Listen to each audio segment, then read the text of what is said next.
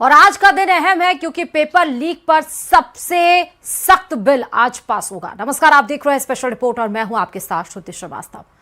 आज लोकसभा में public examination संशोधन विधेयक पेश किया जाएगा। सूत्रों के मुताबिक केंद्रीय मंत्री डॉक्टर जितेंद्र सिंह दोपहर 12 बजे यह विधेयक सदन के पटल पर रख सकते हैं।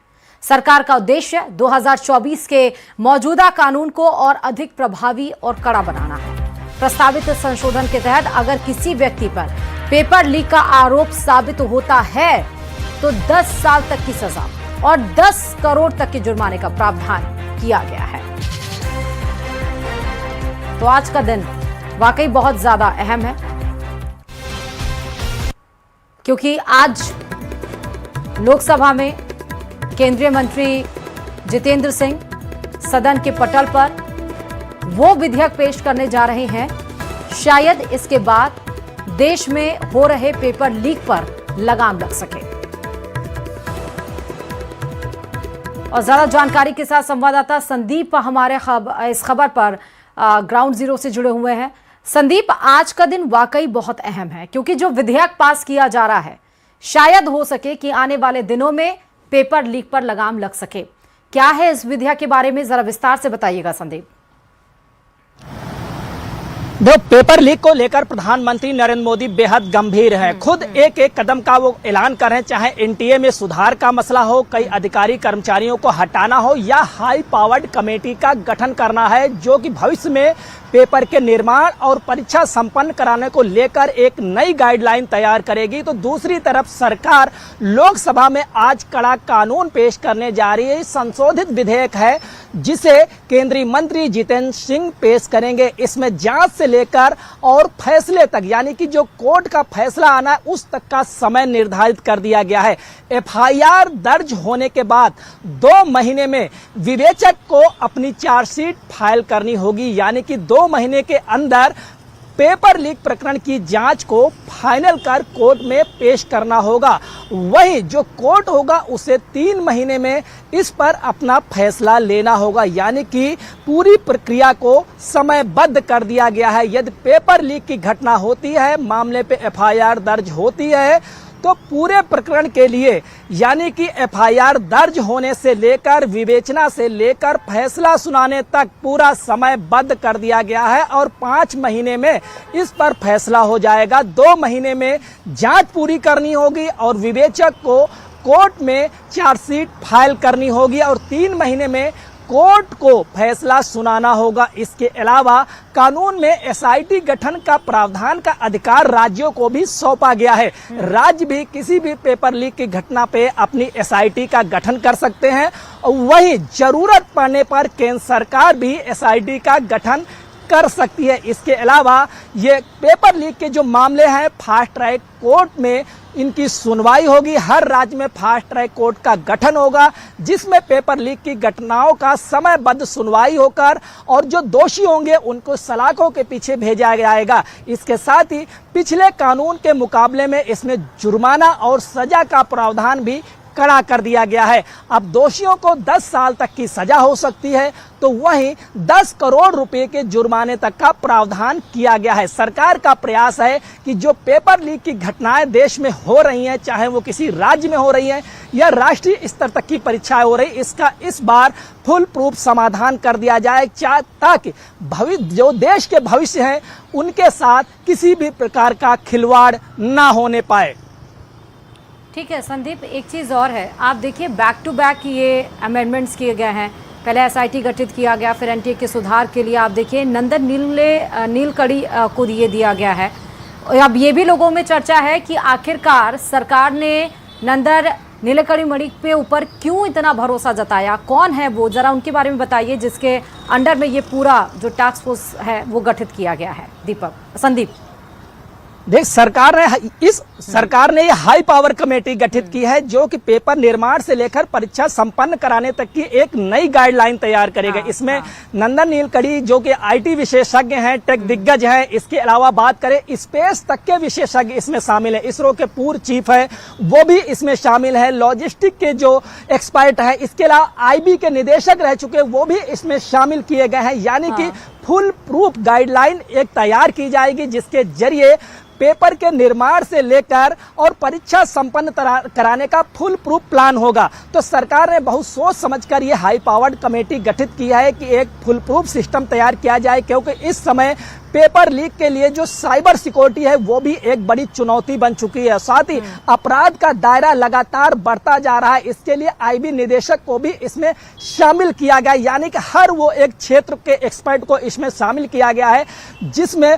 परीक्षा का चाहे पेपर निर्माण हो या परीक्षा को संपन्न कराना हो, हर एक चीज का ध्यान रखा गया है। इसमें चाहे वो विशेष शिक्षा रही या सीबीएसई की डायरेक्टर रही, उनको भी शामिल किया गया है। लॉजिस्टिक के भी एक्सपर्ट को इसमें शामिल किया गया है कि पेपर को कैसे, जहां पे सेंटर, जिन पेपरों का निर्माण होता है उन्हें सेंटर तक कैसे पहुंचाया जाए, हर एक चीज के एक्सपर्ट को इसमें शामिल किया गया है, ताकि भविष्य में उन प्रोटोकॉल का पालन कर परीक्षा को पारदर्शी तरीके से संपन्न कराया जा सके।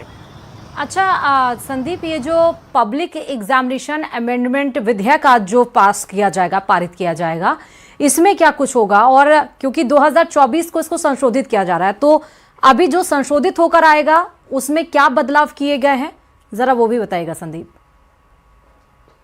बिल्कुल, मैं यही बात का जिक्र कर रहा था। जो सार्वजनिक परीक्षा संशोधन विधेयक 2024 के मुकाबले 2026 में जो पेश किया जा रहा है, उसमें तो सभी राज्यों में फास्ट ट्रैक कोर्ट के गठन का एक प्रावधान होगा कि जहां भी पेपर लीक होगा या जहां भी ये केस पकड़े जाएंगे, यानी कि आरोपी जिस प्रदेश में होगा वहीं के फास्ट ट्रैक कोर्ट में उसकी सुनवाई होगी। सबसे अहम बात यह है इस नए विधेयक में कि जो जांच का वक्त है वो तय कर दिया गया है। अगर कोई भी पेपर लीक की घटना होती है, उस पर एफआईआर दर्ज होती है, तो जांच अधिकारी 2 महीने में अपनी रिपोर्ट सबमिट करेगा और चार्जशीट कोर्ट में दाखिल होते ही कोर्ट को भी 3 महीने में अपना फैसला सुनाना होगा। यह अहम प्रावधान है। इसके अलावा सजा का दायरा बढ़ाया गया है, 10 साल तक की सजा हो सकती है। वहीं जुर्माना भी भारी भरकम किया गया है, आरोपी पर 10 करोड़ तक के जुर्माने का प्रावधान किया गया है।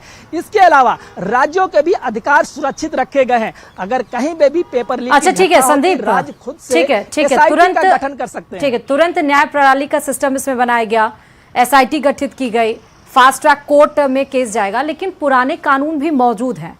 1 करोड़ रुपए तक का उसमें भी जुर्माना था। गैर जमानती अपराध अगर होगा तो दोषी व्यक्ति को 3 से 5 साल की जेल की सजा थी।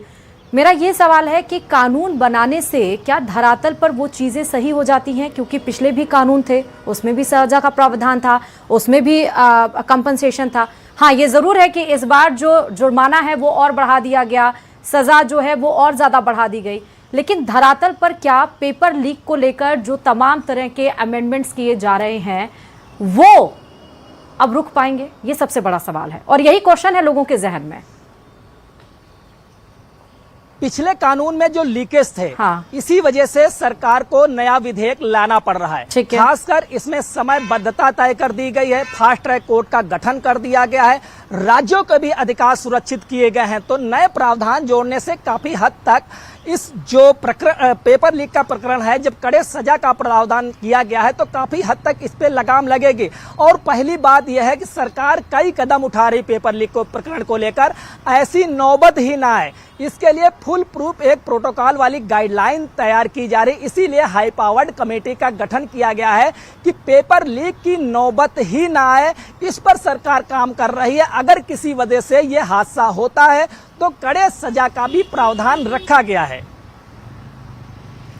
तो आज बताइए, आज संसद, क्योंकि हमने देखा 20 तारीख से मानसून सत्र शुरू हुआ, लेकिन हर दिन संसद की कार्यवाही हंगामे के भेंट चढ़ी।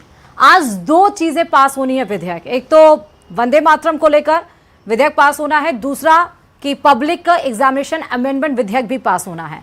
तो आज जो संसद की कार्यवाही है संदीप, वो हंगामेदार रहेगी या दोनों विधेयक आज इस सदन से पास हो पाएंगे जो जनता से जुड़े मुद्दे हैं? वाकई संदीप बिल्कुल, देखिए पिछला हफ्ता लगातार सदन की कार्रवाई हंगामे की भेंट चढ़ गई, लेकिन इस बार जो नए हफ्ते में शुरुआत हो रही संसद की कार्रवाई को लेकर सरकार पूरी तरीके से अपनी कार्रवाई के आधार पर आज उसके तैयारी है कि सदन की कार्रवाई सुचारू रूप से संचालित की जाए। इसके लिए वो बिल ला रहे। सरकार का फोकस यही है कि जो जरूरी विधेयक हैं उनको सदन की कार्रवाई के दौरान समयगत पास कराया जाए। जबकि विपक्ष अभी कुछ ही देर बाद एक बैठक करने जा रहा है। कांग्रेस के अध्यक्ष मल्लिकार्जुन खड़गे के कक्ष में यह बैठक होगी, जिसमें इंडिया ब्लॉक के नेता शामिल होंगे। चर्चा यह है कि विपक्ष जो छात्रों पे बल प्रयोग हुआ है, इसको लेकर सदन में बात रखेगा। दूसरा, राम मंदिर का जो प्रकरण है, उसके पर भी चर्चा को लेकर विपक्ष मांग करेगा। हालांकि चर्चा यह है कि विपक्ष का हंगामा जारी रहेगा, लेकिन सरकार पलटवार को लेकर तैयार है। विपक्ष के हर मुद्दे, हर सवाल का जवाब देने के लिए अपने सांसदों से सरकार ने कह दिया है कि पूरी तैयारी के साथ संसद में आए, और साथ ही सत्ता पक्ष के सांसद ये भी पलटवार करेंगे कि विपक्ष छात्रों को गुमराह कर रहा है। तो सीधे तौर पर सरकार पूरी तरीके से तैयारी में है, क्योंकि जो आंदोलन छात्रों को चल रहा था उसका निराकरण हो गया है। जो छात्रों की प्रमुख मांग थी मंत्री का इस्तीफा, वो भी पूरा हो गया। तो सरकार अब विपक्ष पर आक्रामक तरीके से पलटवार करेगी, इसमें कोई भी मुरव्वत नहीं करेगी, और साथ ही विपक्ष पर छात्रों को गुमराह करने का आरोप सदन में देखने को मिलेगा सत्ता पक्ष द्वारा। इससे जुड़े मुद्दे, पेपर लीक पर आज कुछ और भी होगा। अच्छा, हम 3 दिन से ट्रेंड और देख रहे हैं संदीप के लगातार 3 वीडियो संदेश प्रधानमंत्री नरेंद्र मोदी के इंस्टाग्राम पर आए, और वीडियो संदेश के जरिए वो एक नई बात कहते हैं। तो क्या आज जब ये विधेयक पास हो जाएगा पेपर लीक को लेकर, जहां जंतर मंतर पर इतना बवाल हुआ, शिक्षा मंत्री का इस्तीफा हुआ, नए शिक्षा मंत्री आए और तमाम तरह की नई प्रायोरिटीज यहां पर देखी गई, तो आज पीएम मोदी का रिएक्शन किस तरह से रहने वाला है संदीप? देख, पीएम मोदी का जो इंस्टाग्राम पे वीडियोस आए हैं, वो एक तरीके से उनकी रणनीति थी कि जेन जी को सीधा संदेश दिया जाए, क्योंकि जेन जी इंस्टाग्राम को ज्यादातर फॉलो करते हैं, वो युवाओं का प्लेटफॉर्म है। तो प्रधानमंत्री ने एक रणनीति के तहत इंस्टाग्राम का उपयोग किया और उसी तरीके से रील बनाकर पोस्ट किया जेन जी के लिए, और फ्रेंड्स कह के संबोधित किया। जिस तरीके से रील जेन जी बनाते हैं, तो सीधा कनेक्शन था, क्योंकि तमाम एक्सपर्ट का भी यही कहना है कि प्रधानमंत्री ने जेन जी से सीधा संवाद किया, और रिकॉर्ड हुई वो रील कि जिस तरीके से वो रील के व्यूज आए, वो एक वर्ड में रिकॉर्ड कायम हो गया। कि इससे जाहिर होता है कि प्रधानमंत्री की बातों का असर और संदेश सीधा जेन जी तक पहुंचा, और उसने उसको फॉलो भी किया। सरकार के जो भी स्टेप हुए, तो जंतर मंतर पे मैं खुद कवर करने गया था, तो जो जेन जी था, युवा प्रदर्शन कर रहा था, प्रधानमंत्री द्वारा उठाए गए स्टेप से संतुष्ट था, और उन्होंने ये भी कहा था कि सरकार के जो आगामी फैसले होंगे वो भी छात्र हित में होंगे। ऐसा भरोसा है उनको प्रधानमंत्री पर। ठीक है संदीप, बहुत शुक्रिया तमाम जानकारी देने के लिए इस खबर पर। इस